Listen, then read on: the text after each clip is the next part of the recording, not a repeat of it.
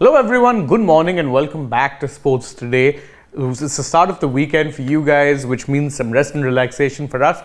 It means staying abreast with what is happening in the world of sport, because you know for a fact that the weekend is the time when there is more sporting action. But even at that time when you guys were catching up on some all-important rest, the world of sport wasn't really standing still, because that's just the nature of the beast. So we're joining you in this particular video to help you catch up with what all has been happening in the world of sport whilst you were getting some rest. So without further ado, let's just get straight to it. Now, India registered a win in the first ODI of the three-match series against Australia, thanks in no small part to a KL Rahul gritty half-century. Now, one of the people who was very vocal for his praise for KL Rahul in this case was Venkatesh Prasad. You heard that right. He took to Twitter and he said, "Excellent composure under pressure and a brilliant innings by KL Rahul.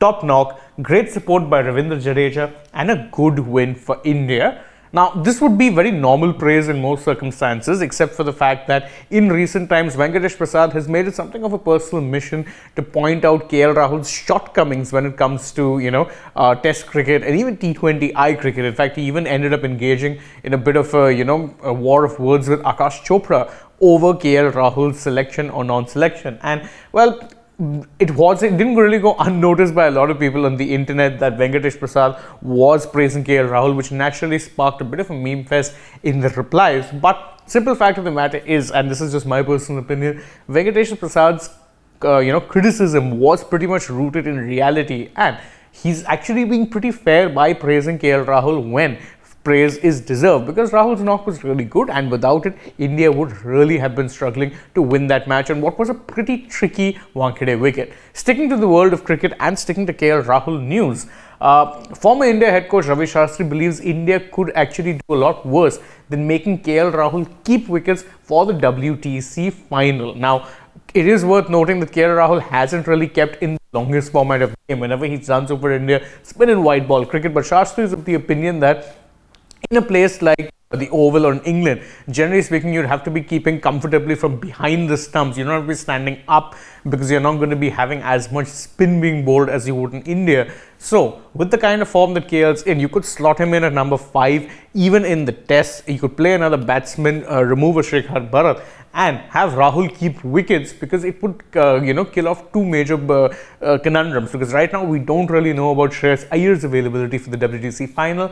And according to Ravi Shastri, he said that, look, if I were in that situation, I'd ask Rahul to keep in the WTC final. How good or bad a strategy that would be, well, it's not really known, but asking a part-timer to keep 5 days potentially does seem like a bit of a reach. Sticking to cricket news and sticking to the ODI, Mohammed Shami had a spell to remember when he actually absolutely tormented the Australians on a pitch that was actually offering up a fair bit of assistance. And afterwards, in the post-match presentation, he said that, look, we always back ourselves in any conditions, and when it comes to Australia, he had some very strong words. He said that when it comes to Australia, we've gone to their own backyard and beaten them multiple times. So what exactly do you think we will be doing in home conditions? Oof. Tell us what you really think, Shami. But either which way, considering the form that he's in and considering how good a side India are at home when it comes to bilaterals, his confidence isn't exactly misplaced. If you're an Indian fan, you'd be hoping that they can seal the series come the second ODI, which of course will be taking place on Sunday. And then for the third, you might see a little bit of rest rotation because, well, the series is already done with anyway. Moving our focus now from the world of cricket to the world of football.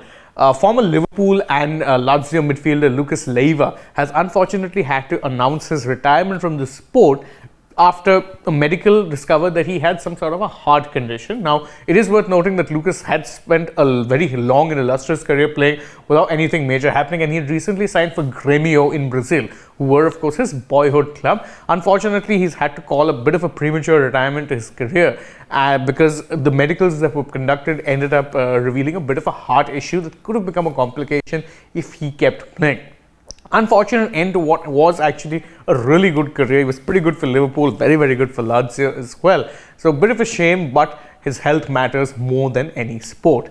Again, with sticking to the news of football, Newcastle United's hopes, let's say, of making it to the top 4 were given a major boost thanks to a late winner by Alexander Isak, who converted a penalty against Nottingham Forest to ensure that Newcastle remain within touching distance of securing a top 4 finish. Remember, this is the same Newcastle that till a couple of years back were in relegation fights, and after their takeover by the Saudi Arabian PIF have put in a really impressive transformation, not just when it comes to bringing in new players, but even under the management really of Eddie Howe, who has done a wonderful job transforming the side, transforming the way they play.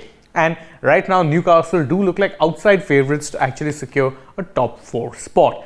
Sticking again to the world of football, and news of Manchester United's takeover has been doing the rounds for a long time, but it appears to be moving further forward because the man pictured here, Sir Jim Ratcliffe, who of course owns the petrochemicals company Ineos, as well as Sheikh Jassim of Qatar, were both pictured visiting Manchester United's Old Trafford headquarters as talks of a sale happening or being finalized continue to actually pick up plenty of momentum. Now, previously, there were talks that, both of these people, of course, Ratcliffe and Sheikh Jassim, I put up a bid that did not meet the Glazers' valuation. But if a meeting of sorts is happening, it does seem very likely that they would, in fact, be keen to get done with the sale of the club sooner rather than later. Switching our focus now from the world of football to the world of tennis, and Elena Rybakina has set up a final in the Indian Wells Masters against Aryna Sabalenka. Now, Rybakina rather impressively managed to get the better of Iga Swiatek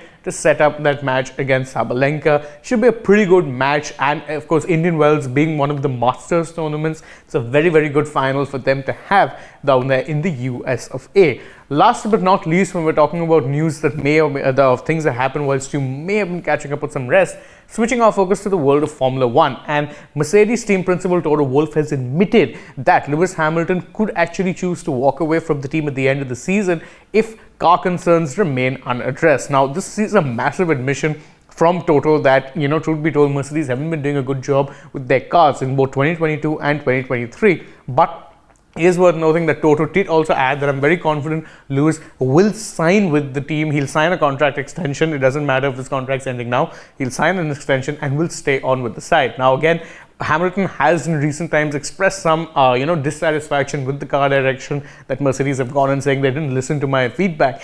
But would a split actually happen again? Considering the fact that these guys have been together for 11 seasons now, it would seem unlikely, but stranger things have happened in the world of Formula 1.